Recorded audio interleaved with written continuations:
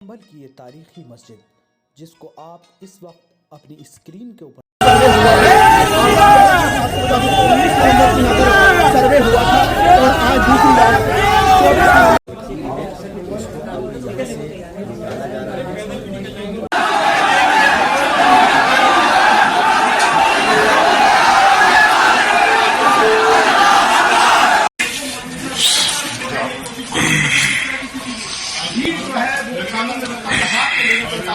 नमस्कार, मैं हूं अशोक श्रीवास्तव और आप देख रहे हैं मीडिया दस्तक न्यूज।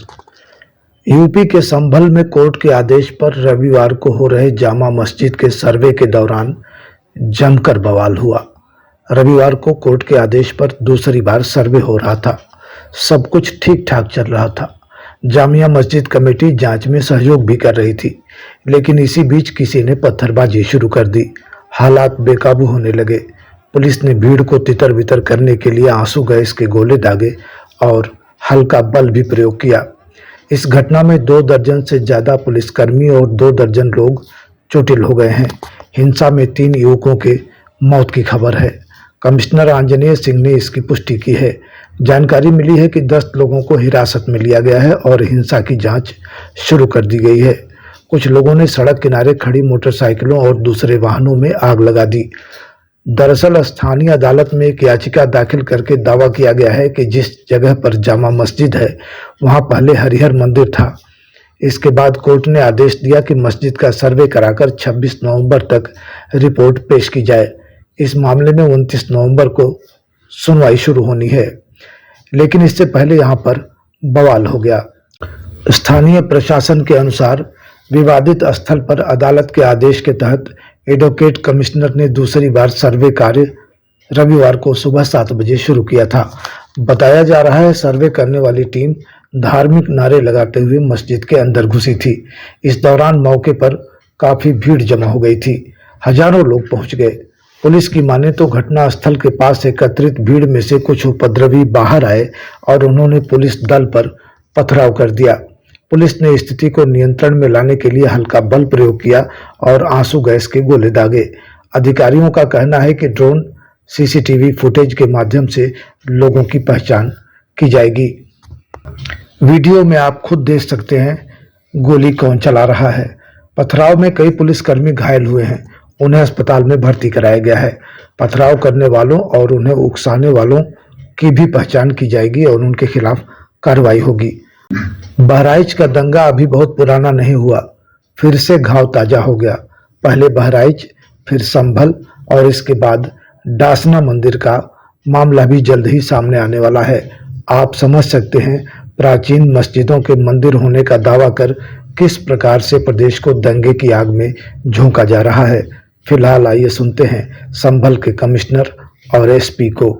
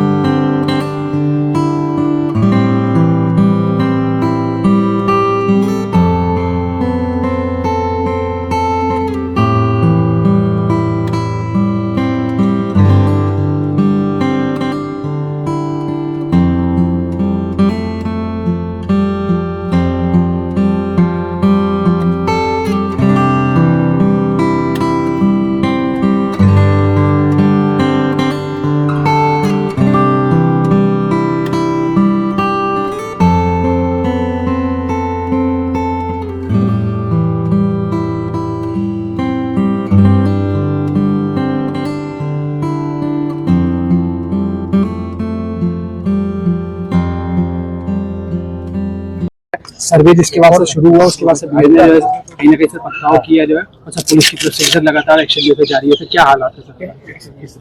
जनपद संभल के थाना कोतवाली संभल क्षेत्र में एक जामा मस्जिद है। इस जामा मस्जिद पे कोर्ट के आदेश के अनुसार इसका सर्वे करवाया जा रहा था, जिसमें सर्वे शांतिपूर्वक तरीके से जामा मस्जिद के अंदर वर्तमान में चल भी रहा है। कुछ भीड़ के कुछ लोग सडनली कई गलियों में से निकल के आए और उन्होंने पुलिस बल पे पथराव किया कुछ 10-15 सेकंड तक। उसके बाद में पुलिस ने उसका हल्का बल प्रयोग किया है, लाठीचार्ज किया है और वापस लोगों को उनके गंतव्य स्थान पर खदेड़ दिया है। सबको बताया गया है कि धारा 163 जो कि पहले पूर्व में 144 के रूप में जानी जाती थी वो लगाई गई है। कोई भी व्यक्ति कानून को अपने हाथ में लेगा उसके खिलाफ कठोर से कठोर कार्रवाई की जाएगी और जिन लोगों को मुचलके में पाबंद किया गया था उन लोगों के खिलाफ भी कार्रवाई की जाएगी। ये भीड़ जिन जिन लोगों द्वारा उकसाई गई है उनके सीसीटीवी कैमरे भी निकाले जाएंगे और उन लोगों पर कठोर से कठोर कार्रवाई अमल में लाई जाएगी, जो कि जिंदगी भर याद रखेंगे। आंसू गैस के गोले भी छोड़े गए हैं? आंसू गैस के गोले छोड़े गए हैं। जिन लोगों द्वारा पथराव किया गया है उन लोगों के ऊपर आंसू गैस के गोले भी छोड़े गए हैं। सर अंदर है क्या? सर्वे टीम मस्जिद में सर्वे टीम शांतिपूर्वक तरीके से सर्वे को कंडक्ट कर रही है। जब तक उनको सर्वे करना है तब तक के लिए उनका सर्वे वो करवाया जाएगा। Thank you. यह दोबारा जारी हुई सुबह 7:30 बजे से 10 बजे तक ये कमीशन की कार्रवाई हुई और मैं आपके सामने बताना चाहता हूं कि जो फीचर्स हैं, जितनी चीजें हैं, उसकी वीडियोग्राफी फोटोग्राफी हो चुकी है एडवोकेट कमीशन महोदय द्वारा और अब ये सर्वे पूर्ण हो चुका है।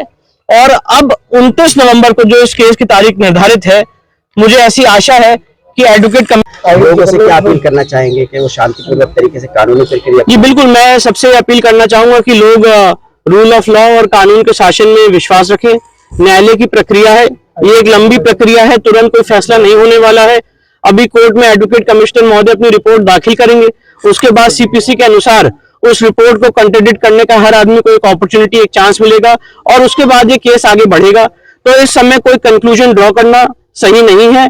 जो कोर्ट के ऑर्डर की कंप्लायंस में एडवोकेट कमीशन का सर्वे होना था, वो सर्वे आज पूर्ण हो चुका है और सर्वे की जितनी कार्रवाई है वो वीडियोग्राफ फोटोग्राफ की जा चुकी है। और मैं ये भी बताना चाहता हूं कि इसमें मस्जिद कमेटी के जो वकील हैं और उनके जो कमेटी के मेंबर्स हैं वो भी इस सर्वे में मौजूद थे। अच्छा सर, ये सर्वे बारे में बताना चाहेंगे क्या कुछ पाया अंदर? नहीं, अभी इसके बारे में हम कोई बयान नहीं देंगे। नो कमेंट्स इसके बारे में। अब जो भी बात है वो एडवोकेट कमिश्नर महोदय की रिपोर्ट में आएगी। हाल में जो है सर, जिस तरीके से जो है सर कि ये पूरा बवाल हुआ सर्वे के दौरान जो है सर, अब जो है क्या कार्रवाई जो है सर की जा रही है? देखिए, आज संभल में ये नीचे कर लो थोड़ा। आज संभल में सुबह 7 बजे से लेकर 11 बजे तक जामा मस्जिद स्ट्रक्चर उसका सर्वे होना था कोर्ट के आदेश पर। कोर्ट ने जो सर्वे यहाँ आई भी थी एडवोकेट कमिश्नर के साथ और उनके साथ पर्याप्त सुरक्षा बल भी था, जिलाधिकारी और पुलिस अधीक्षक भी साथ ही गए थे और उन सब लोगों के साथ सर्वे करने जब टीम पहुंची, शुरुआत में सब कुछ ठीक था। लगभग 2 घंटे ठीक ठाक सर्वे हुआ, कोई दिक्कत नहीं थी। उसके बाद वहां पे उसी दौरान क्राउड इकट्ठी हो गई। शुरुआत में वो लोग कुछ नारे वारे लगाने लगे, उसके बाद थोड़ी देर बाद वहां पे पथराव शुरू हो गया। पुलिस ने उन लोगों को दूर किया, हालांकि वो मस्जिद परिसर तक नहीं जाने पाए थे, पुलिस ने उनको दूर किया। और उसके बाद जब सर्वे कंप्लीट हुआ 11 बजे के थोड़ा सा बाद, जब टीम निकली सर्वे करने के बाद, तो उसके बाद उन्होंने खूब पथराव करना शुरू कर दिया। 2-3 तरफ से ग्रुप थे, एक जो सामने से था, एक दाएं तरफ से, एक बाईं तरफ से, वो लगातार पथराव कर रहे थे। पुलिस ने उसके लिए बल प्रयोग किया ताकि सुरक्षित रूप से टीम को निकाला जा सके, जो सर्वे की टीम है। और आंसू गैस के गोले भी छोड़े, जो प्लास्टिक बुलेट है उसका भी इस्तेमाल किया। इस बीच में उन लोगों ने दूसरी जगह पे उनका जो ग्रुप था उसने गाड़ियां जलाना शुरू कर दिया। 3-4 गाड़ियां भी वहां पे जलाई गई, कुछ एक बाइकें भी जलाई गई हैं। उन लोगों को हटाने के लिए भी पुलिस ने फोर्स का इस्तेमाल किया। इस बीच में 2 ग्रुप आमने सामने थे, तो 3 ग्रुप बल्कि वहां पे थे 3 तरफ से। उसी बीच में गोली चली। गोली कौन से ग्रुप ने किस पे चलाई, कैसे हुआ, लेकिन उस बीच में जो गोली चली उसमें हमारे पुलिस अधीक्षक हैं, उनके पीआरओ के पैर में गोली लगी। एक डिप्टी कलेक्टर का पैर फ्रैक्चर हो गया उसी हंगामे में। एक सीओ साहब के भी छर्रे लगे हैं और करीब 15-20 जवान घायल हो गए हैं। एक कांस्टेबल के सिर में गंभीर चोट आई है। और इस गोलीबारी में जहां तक अभी तक कंफर्म हुआ उसके हिसाब से 3 लोगों की मृत्यु भी हुई है। उन 3 लोगों के नाम है नईम जो कोट करवी से हैं, बिलाल जो सराय तरीन से है और नुमान जो हयात नगर सराय तरीन से है। इन तीनों लोगों के अब पोस्टमार्टम की हम तैयारी कर रहे हैं।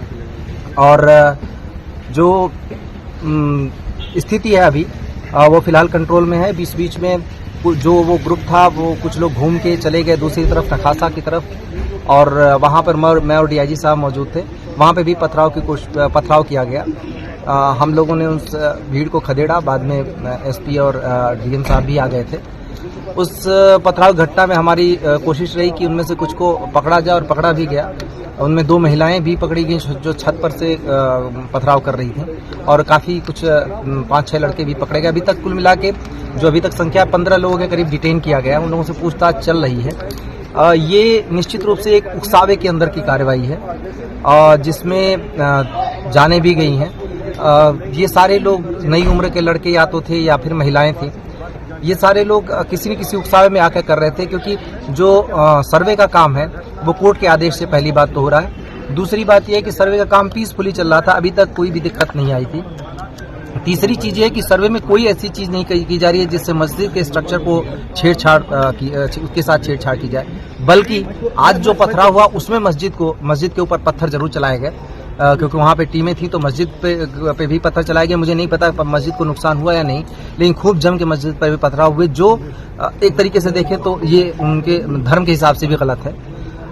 सभी को समझाने का प्रयास किया जा रहा है। सभी जनप्रतिनिधियों से भी हम लोग बातचीत में हैं, और बाकी लोगों से भी बातचीत कर रहे हैं। अभी तक स्थिति नियंत्रण में है, पूरी तरह शांत है, और आगे स्थिति नियंत्रण में ही रहे, कोई दिक्कत न हो, इसके लिए अभी हम सभी ने रणनीति बनाई है। फोर्स पूरी तरह बाहर से भी बुला ली गई है, सभी जगह फोर्स मौजूद है, और हम किसी भी तरीके की घटना इस तरीके की अगर कोई करता है या उकसावे की जो कार्रवाई कर रहा है उसकी भी पहचान कर रहे हैं, और उसको भी हम जल्दी ही कानून के दायरे में। सर, जामा मस्जिद के अलावा सर दूसरे इलाकों में भी जो सर पथराव हुआ है? हाँ, मैंने अभी आपको बताया कि जो एक एरिया था नखासा, जहाँ पे मैं और डीआईजी साहब दोनों मौजूद थे, वहाँ पे भी हुआ, वहाँ पे खदेड़ दिया गया। वहाँ पे ऐसी कोई चीज़ तो नहीं आई कि कोई इंजरी ऐसी चीज़ हुई हमारे जवानों को ही जो पत्थर से लगा, लेकिन हमने कुछ लोगों को अरेस्ट किया। उसमें 2 महिलाएं भी थी जो छत पर से पत्थर चला रही थी, उनको भी अरेस्ट किया है, और हम उस पर आगे की कार्रवाई कर रहे हैं।